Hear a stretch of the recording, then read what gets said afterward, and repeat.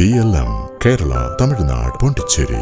സംസ്ഥാനത്ത് വടക്കൻ ജില്ലകളിൽ മഴ കനക്കുന്നു. 5 ജില്ലകളിൽ യെല്ലോ അലർട്ട് പ്രഖ്യാപിച്ചു. മലപ്പുറം, കോഴിക്കോട്, വയനാട്, കണ്ണൂർ, കാസർഗോഡ് ജില്ലകളിലാണ് യെല്ലോ അലർട്ട് പ്രഖ്യാപിച്ചിരിക്കുന്നത്. മഴയ്ക്ക് പുറമെ 50 കിലോമീറ്റർ വരെ വേഗതയിൽ ശക്തമായ കാറ്റിനും സാധ്യതയുണ്ട്. പത്തനംതിട്ട, ആലപ്പുഴ, കോട്ടയം, ഇടുക്കി, എറണാകുളം, തൃശൂർ, പാലക്കാട് ജില്ലകളിൽ ഒറ്റപ്പെട്ട ഇടങ്ങളിൽ നേരിയ മഴയ്ക്കും മണിക്കൂറിൽ 40 കിലോമീറ്റർ വരെ വേഗതയിൽ ശക്തമായ കാറ്റിനും സാധ്യതയുണ്ടെന്ന് കേന്ദ്ര കാലാവസ്ഥാ വകുപ്പ് അറിയിച്ചു. സംസ്ഥാനത്ത് നാളെയും മഴ മുന്നറിയിപ്പ് പ്രഖ്യാപിച്ചിട്ടുണ്ട്. 6 ജില്ലകളിൽ യെല്ലോ അലർട്ടാണ് പ്രഖ്യാപിച്ചിരിക്കുന്നത്.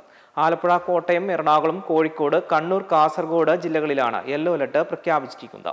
തെക്കൻ ഗുജറാത്ത് തീരം മുതൽ വടക്കൻ കേരളം തീരം വരെ സമുദ്രനിരപ്പിൽ തീരദേശ ന്യൂനമർദ്ദപാത്തി സ്ഥിതി ചെയ്യുന്നുണ്ട്. ഇതിനു പുറമെ തെക്കൻ ജാർഖണ്ഡിന് അതിനോടും ചേർന്നുള്ള വടക്കൻ ഒഡീഷയുടെ ഉൾപ്രദേശങ്ങൾക്കും മുകളിലായി തീവ്ര ന്യൂനമർദ്ദവും സ്ഥിതി ചെയ്യുന്നുണ്ട്. ഇത് ജാർഖണ്ഡ്, വടക്കൻ ഛത്തീസ്ഗഡ്, അതിനോട് ചേർന്നുള്ള കിഴക്കൻ മധ്യപ്രദേശ് എന്നീ പ്രദേശങ്ങളിലെ വടക്ക് പടിഞ്ഞാറൻ ദിശയിലേക്ക് നീങ്ങാൻ സാധ്യതയുണ്ടെന്നാണ് കേന്ദ്ര കാലാവസ്ഥാ വകുപ്പ് പറയുന്നത്.